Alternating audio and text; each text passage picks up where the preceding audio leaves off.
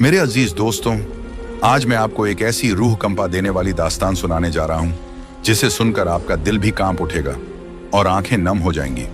ये कहानी है एक बूढ़ी और मजबूर खातून की, हमारी अम्मी जान जैसी एक बुजुर्ग माँ की, जिन्हें रमजान जैसे मुकद्दस और रहमतों भरे महीने में उन्हीं की अपनी बहुओं ने घर से बाहर निकाल दिया। जलता हुआ सूरज आसमान से आग बरसा रहा था।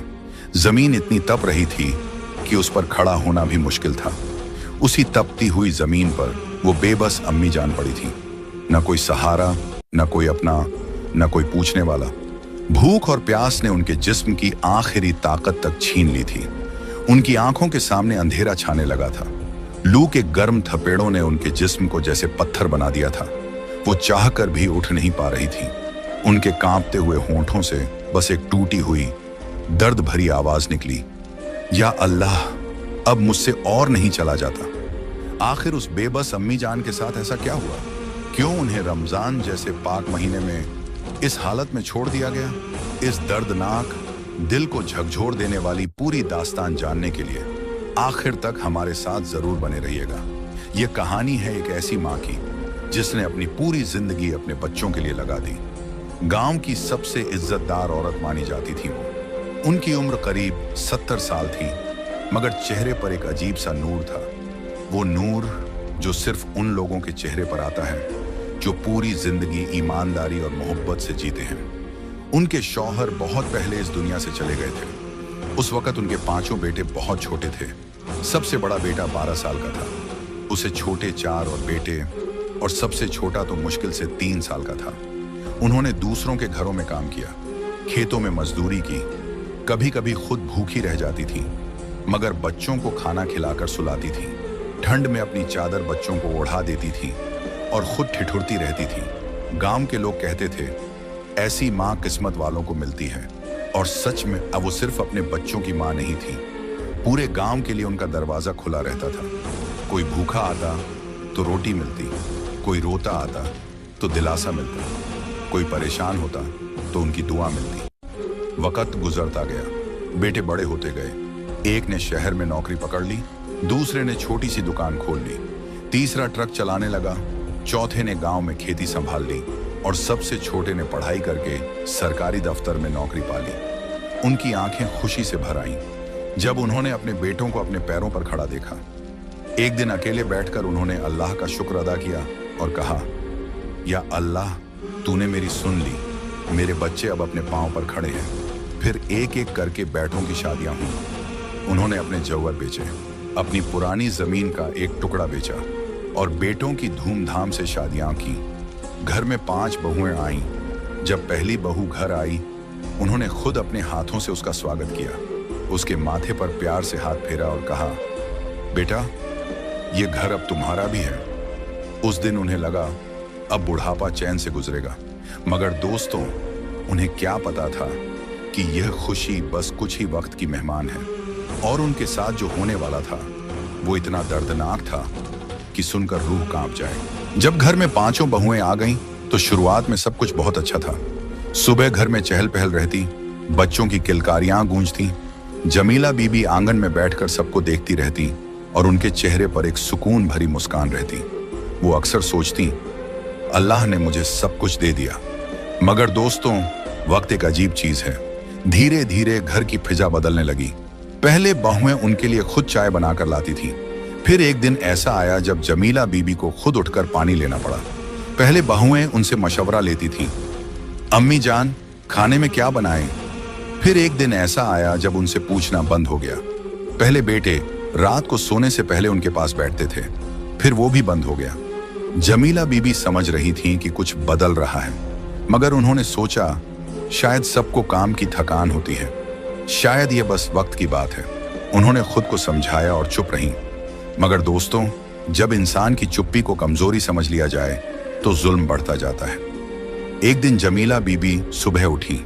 उनके घुटनों में बहुत दर्द था, बुढ़ापे की तकलीफ थी। वो धीरे धीरे चलते हुए रसोई की तरफ गईं। सोचा खुद ही चाय बना लेती हूँ। तभी बड़ी बहू रुखसाना ने देखा और तंज से बोली, अम्मी जान, आप यहाँ क्यों आई हैं? रसोई में सब मेरे हिसाब से होता है, आप जाकर बैठिए। जमीला बीबी ने धीरे से कहा, बेटा, बस चाय बनानी थी। रुखसाना ने मुंह बनाया, हम 5 बहुएं हैं इस घर में, हम क्या आपकी नौकरानी हैं, खुद बना लीजिए। जमीला बीबी चुपचाप वापस अपने कमरे में चली गई। उनकी आंखें भर आईं, मगर उन्होंने आंसू नहीं गिरने दिए। बस धीरे से कहा, या अल्लाह सब्र दे। धीरे धीरे बहुओं की हिम्मत बढ़ती गई। अब वो खुलकर उनसे बदतमीजी करने लगी। खाना वक्त पर नहीं मिलता था, कभी कभी तो दोपहर हो जाती और जमीला बीबी के लिए कुछ भी नहीं बचता था। वो चुपचाप पानी पीकर लेट जाती थी। एक दिन तीसरी बहू शबनम ने साफ कह दिया, अम्मी जान, आप अब बूढ़ी हो गई हैं, आपकी जिम्मेदारी आपके बेटों की है, हमारी नहीं। जमीला बीबी ने हैरानी से पूछा, बेटा क्या मैंने तुमसे कुछ मांगा? शबनम ने बेरुखी से कहा, मांगोगी नहीं तो क्या करोगी, पर हम पहले से बता दे रहे हैं। जमीला बीबी का दिल टूट गया।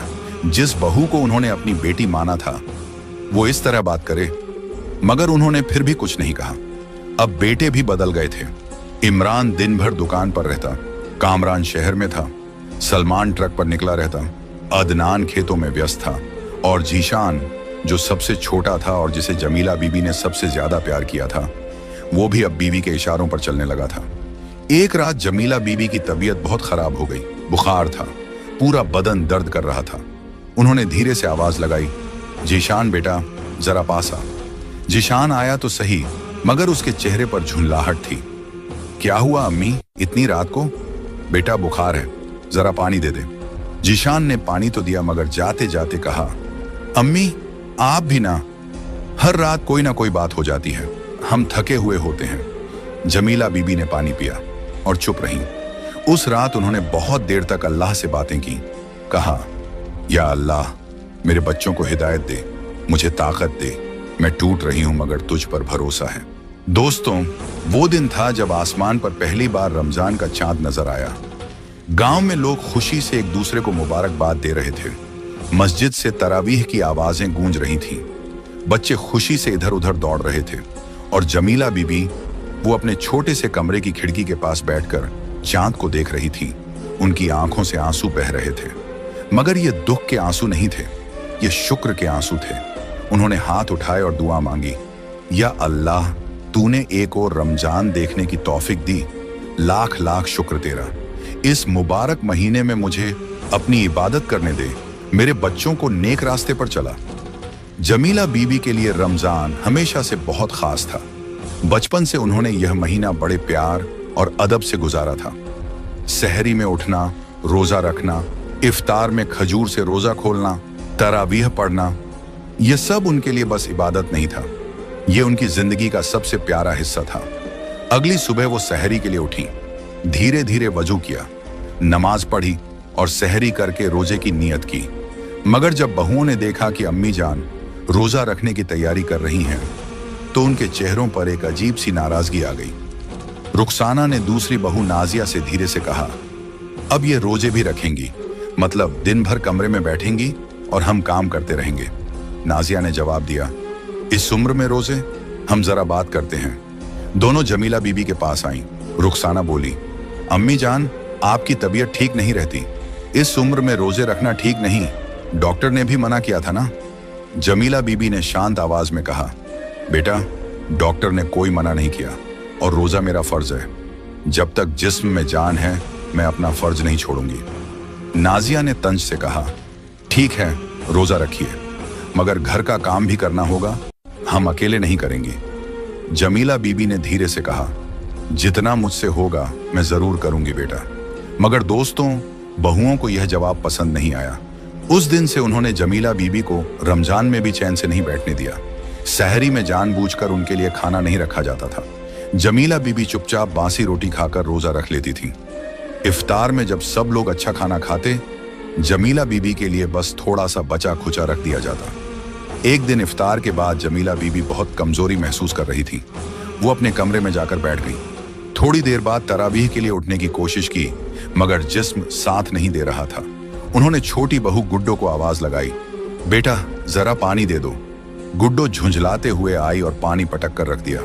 अम्मी जान आप रोज रोज आवाजें लगाती रहती हैं, हम कोई नौकर नहीं हैं। जमीला बीबी ने पानी उठाया, बिस्मिल्लाह पढ़ा, पिया और कुछ नहीं बोली। कुछ दिन बाद की बात है, जमीला बीबी नमाज पढ़ रही थी। उनका दिल आज बहुत हल्का था। रमजान की रातों में अल्लाह से बातें करना उन्हें बहुत सुकून देता था। वो सजदे में थीं और आंखों से आंसू बह रहे थे। तभी अचानक कमरे का दरवाजा जोर से खुला। शबनम अंदर आई। उसके पीछे उसके दो छोटे बच्चे थे जो शोर मचा रहे थे। अम्मी जान, इन बच्चों को संभालिए, मेरे सिर में बहुत दर्द है। जमीला बीबी नमाज में थी। उन्होंने कुछ नहीं कहा। शबनम ने बेरुखी से बच्चों को कमरे में छोड़ा और चली गई। बच्चे रोने लगे, चीखने लगे। एक बच्चे ने जमीला बीबी की जायनमाज खींच दी। जमीला बीबी की नमाज टूट गई। वो बच्चों को चुप कराने लगी। कमजोर हाथों से उन्हें गोद में लिया, थपथपाया। रोज कोई ना कोई बहू बहाना बनाकर उनकी इबादत में रुकावट डालती। रोज उनके खाने में कोई ना कोई कमी होती। रोज कोई ना कोई तंज होता। और जमीला बीबी रोज सब्र करती, रोज अल्लाह से दुआ मांगती। मगर एक दिन कुछ ऐसा हुआ जिसने सबकी जिंदगी बदल दी। वो दिन रमजान का सबसे गर्म दिन था। बाहर लू चल रही थी। धूप इतनी तेज थी कि जमीन जल रही थी। सूरज आग बरसा रहा था। गांव की गलियां सुनसान थीं। कोई बाहर निकलने की हिम्मत नहीं कर रहा था। पेड़ों के पत्ते भी जैसे थक कर झुक गए थे। दूर दूर तक बस एक जलती हुई खामोशी थी। उस दिन घर में सिर्फ रुखसाना थी। बाकी बहुएं अपने मायके चली गई थीं। बेटे अपने अपने कामों पर निकले हुए थे। जमीला बीबी अपने कमरे में बैठी तस्बीह पढ़ रही थी। रोजे की हालत में वो बहुत कमजोर महसूस कर रही थी। उम्र का तकाजा था, जिस्म साथ नहीं दे रहा था, मगर दिल में अल्लाह की मोहब्बत का दिया जल रहा था। तभी रुखसाना की आवाज आई, अम्मी जान इधर आइए। जमीला बीबी धीरे धीरे उठी। घुटनों में दर्द था, मगर आवाज सुनकर चली गई। रुखसाना रसोई में खड़ी थी। उसके चेहरे पर गुस्सा साफ नजर आ रहा था। ये देखिए, ये बर्तन धुले नहीं हैं, कपड़े पड़े हैं, आटा भी नहीं गूंधा। मैं अकेली इतना काम कैसे करूं? जमीला बीबी ने नरमी से कहा, बेटा मैं रोजे की हालत में हूं, बहुत कमजोरी है, मगर बताओ मैं जितना कर सकती हूं करती हूं। रुखसाना ने मुंह बिचकाया, रोजे का बहाना बंद करिए, हर बात पर यही कहती हैं। चलिए आटा गूंधिए। जमीला बीबी चुपचाप आटे के पास बैठ गई। कमजोर हाथों से आटा गूंधने लगी। थोड़ी देर में उनके हाथ कांपने लगे। माथे पर पसीना आ गया। आंखों के सामने हल्का अंधेरा छाने लगा। उन्होंने धीरे से कहा, बेटा थोड़ा आराम करना है, चक्कर आ रहा है। रुखसाना ने बेरहमी से जवाब दिया, पहले काम खत्म करिए, आराम बाद में मिलेगा। जमीला बीबी ने अल्लाह का नाम लिया और काम जारी रखा, मगर जिस्म ने साथ नहीं दिया। अचानक उनके हाथ रुक गए, सिर घूमा और वो धीरे से जमीन पर बैठ गई। बेटा मुझसे नहीं हो रहा। रुखसाना का गुस्सा 7वें आसमान पर पहुंच गया।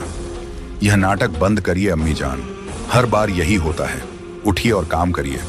जमीला बीबी की आंखें बंद होने लगी। उनका जिस्म बेजान हो रहा था। रुखसाना ने गुस्से में उनकी बांह पकड़ी और खींचा, उठिए कहा ना। मगर जमीला बीबी उठ नहीं पाई। रुखसाना का गुस्सा अब हद से बाहर हो गया। उसने जमीला बीबी को घसीटते हुए दरवाजे तक लाई और उन्हें घर के बाहर धकेल दिया। जाइए यहां से, जब काम नहीं करना तो घर में रहने का हक कभी नहीं। और दरवाजा बंद हो गया। जमीला बीबी बाहर जमीन पर गिर पड़ी। बाहर जलती हुई धूप थी, लू के थपेड़े थे, जमीन तवे की तरह गर्म थी। वो बुजुर्ग माँ जिसने अपने बेटों के लिए अपनी पूरी जिंदगी लगा दी, नाज उसी घर के बाहर जमीन पर पड़ी थी। भूख थी, प्यास थी, रोजे की कमजोरी थी। आंखों के सामने अंधेरा था, होंठ कांप रहे थे। उन्होंने बमुश्किल आसमान की तरफ देखा और कहा, या अल्लाह तू देख रहा है ना, मैं थक गई हूं, मगर तुझ पर भरोसा है। बस इतना कहा और आंखें बंद हो गईं। वो बेहोश हो गईं, जलती धूप में, खुले आसमान के नीचे, बेसहारा। उधर घर के अंदर रुखसाना इत्मीनान से बैठी थी। उसे जरा भी पछतावा नहीं था। मगर दोस्तों, अल्लाह की लाठी बेआवाज होती है और वो लाठी चलने ही वाली थी। रुखसाना रसोई में गई। उसने चूल्हा जलाया, कड़ाही में तेल डाला। तेल गर्म होने लगा। वो कुछ लेने के लिए पलटी और उसका पैर रसोई के गीले फर्श पर फिसल गया। वो सीधे गर्म कड़ाही की तरफ गिरी। एक दिल दहला देने वाली चीख गूंजी, आ बचाओ! मगर घर में कोई नहीं था, सिर्फ वो थी और उसके गुनाहों का बोझ। रुखसाना की चीख इतनी तेज थी कि पड़ोस के घरों तक पहुंच गई। पड़ोस में रहने वाली एक बुजुर्ग औरत अम्मा रशीदन अपने घर के बाहर बैठी थी कि अचानक यह चीख सुनकर उनका दिल कांप गया। वो तेज कदमों से दरवाजे की तरफ भागी, मगर जैसे ही वो गली में निकली, उनकी नजर जमीन पर पड़ी एक बेहोश बुजुर्ग औरत पर पड़ी। जमीला बीबी जलती धूप में जमीन पर बेहोश। अम्मा रशीदन का दिल भर आया। या अल्लाह, ये क्या हो गया? उन्होंने फौरन जमीला बीबी का सिर अपनी गोद में रखा, पानी के छींटे मारे, पंखे से हवा की। जमीला, आंखें खोलो, मैं हूं रशीदन। जमीला बीबी की सांसें बहुत धीमी थीं। अम्मा रशीदन ने आवाजें लगाईं, कोई है? मदद करो, कोई आओ। गली से गुजरते 2-3 लोग दौड़कर आए। किसी ने पानी लाया, किसी ने छाया की। उधर घर के अंदर रुखसाना दर्द से तड़प रही थी। उसका दायां हाथ बुरी तरह जल चुका था। कलाई से लेकर कोहनी तक छाले पड़ गए थे। चेहरे पर भी गर्म तेल के छींटे पड़े थे। वो जमीन पर बैठी रो रही थी, मगर घर में कोई नहीं था। आखिरकार उसने किसी तरह अपने शौहर इमरान को फोन किया। इमरान, जल्दी आओ, मैं जल गई। इमरान ने जब यह सुना तो उसके हाथ से फोन लगभग गिर गया। वो भागते हुए गाड़ी में बैठा और घर की तरफ दौड़ा। रास्ते में उसने बाकी भाइयों को भी फोन किया। कामरान, सलमान, अदनान और जीशान सब अपना अपना काम छोड़कर घर की तरफ भागे। जब इमरान घर पहुंचा तो सबसे पहले उसकी नजर गली में पड़ी। अम्मा रशीदन की गोद में जमीला बीबी बेहोश पड़ी। इमरान के पांव जैसे जमीन से चिपक गए। अम्मी! वो दौड़कर उनके पास पहुंचा, घुटनों के बल बैठ गया। अम्मी, आंखें खोलो, मैं हूं इमरान। मगर जमीला बीबी की आंखें नहीं खुली। अम्मा रशीदन ने इमरान को देखा और आंखों में आंसू भरकर कहा, बेटा, तेरी मां को बाहर किसने फेंका? मैंने इन्हें जलती धूप में जमीन पर पाया, भूखी प्यासी, बेहोश। इमरान का चेहरा सफेद पड़ गया। क्या? बाहर? अम्मा रशीदन की आंखों में दर्द था। हाँ बेटा, इस घर की दहलीज के बाहर रमजान के मुबारक महीने में तेरी मां के साथ यह हुआ। इमरान का गला भर आया। तभी बाकी भाई भी पहुंच गए। सबने जब अम्मी को इस हाल में देखा, जिशान की आंखों से आंसू बह निकले। सलमान ने मुंह पर हाथ रख लिया। अदनान की आंखें लाल हो गईं। फौरन जमीला बीबी को गाड़ी में बिठाया और अस्पताल की तरफ दौड़े। साथ ही रुखसाना को भी लेकर गए, जो अंदर दर्द से तड़प रही थी। अस्पताल में डॉक्टर ने जमीला बीबी को देखा और सिर हिलाया। यह कई दिनों से ठीक से नहीं खाई हैं। जिस्म बहुत कमजोर है। गर्मी और भूख ने मिलकर इन्हें तोड़ दिया है। अगर थोड़ी देर और होती तो। डॉक्टर ने जुमला अधूरा छोड़ दिया, मगर उसका मतलब सब समझ गए। बेटों के पांव तले जमीन खिसक गई। जीशान दीवार से लगकर बैठ गया। उसके हाथ कांप रहे थे। हमने अम्मी के साथ क्या किया? कामरान ने सिर झुका लिया। सलमान की आंखों से आंसू बह रहे थे। दूसरी तरफ रुखसाना का इलाज हो रहा था। डॉक्टर ने उसके हाथ और चेहरे के जख्म देखे और गंभीरता से कहा, जलन बहुत गहरी है, इलाज होगा मगर निशान रहेंगे। यह पहले जैसी नहीं हो सकेगी। यह सुनकर रुखसाना की आंखें भर आईं। वो छत को देखती रही और उसके जहन में एक एक तस्वीर घूमने लगी। जमीला बीबी को धकेलना, उनकी इबादत में रुकावट डालना, उनके खाने में कमी रखना, उनसे बदतमीजी करना और आखिर में उन्हें घर से बाहर फेंकना। रुखसाना के होंठ कांपे, आंखों से आंसू बह निकले। तभी उसके शौहर इमरान ने कमरे में कदम रखा। उसका चेहरा सख्त था, आंखें लाल थीं। रुखसाना, सच बताओ, अम्मी बाहर कैसे थीं? रुखसाना ने एक पल के लिए आंखें बंद की, फिर धीरे धीरे सब कुछ बता दिया। एक एक बात, एक एक जुल्म। इमरान का जबड़ा भींच गया। वो चुप रहा, बहुत देर तक चुप रहा। फिर बस इतना कहा, अल्लाह ने तुम्हें इसी दुनिया में दिखा दिया, और वो कमरे से निकल गया। कुछ घंटों बाद जमीला बीबी को होश आया। उन्होंने आंखें खोली तो सफेद छत नजर आई। इर्द गिर्द उनके 5 बेटे खड़े थे, आंखों में आंसू लिए। जमीला बीबी ने धीरे से पूछा, कहाँ हूं मैं? इमरान ने उनका हाथ थामा। अस्पताल में अम्मी, आप ठीक हैं अब? जमीला बीबी ने एक गहरी सांस ली और बहुत धीमी आवाज में कहा, अल्लाह का शुक्र है, बस इतना। कोई शिकायत नहीं, कोई गिला नहीं। बेटों का दिल टूट गया। जीशान उनके पांव के पास बैठ गया। उसने उनके पांव थामे और रोने लगा। अम्मी, माफ कर दो, हमने आपको अकेला छोड़ दिया। जमीला बीबी ने उसके सिर पर हाथ रखा। कुछ नहीं बोली, बस उनकी आंखों से 2 आंसू बह निकले। यह आंसू दर्द के थे या माफी के, शायद वो खुद भी नहीं जानती थी। दोस्तों, इस दास्तान से हमें क्या सीखना चाहिए? माँ वो दरख्त है जो खुद जलती धूप में खड़ा रहता है मगर अपनी छांव हमेशा बच्चों पर रखता है। माँ बाप का दिल दुखाओ मत, उनकी आह मत लो, क्योंकि उनकी दुआ जन्नत का दरवाजा खोलती है और उनकी आह दुनिया में ही सब कुछ बंद कर देती है। अगर कभी गलती हो जाए तो देर मत करो, माफी मांगो। अल्लाह माफ करने वाला है, मगर पहले उन्हें राजी करो जिनका दिल दुखाया। और याद रखो दोस्तों, अल्लाह की लाठी बेआवाज होती है मगर पड़ती जरूर है। या अल्लाह हमें अपने माँ बाप की खिदमत करने की तौफीक दे। आमीन।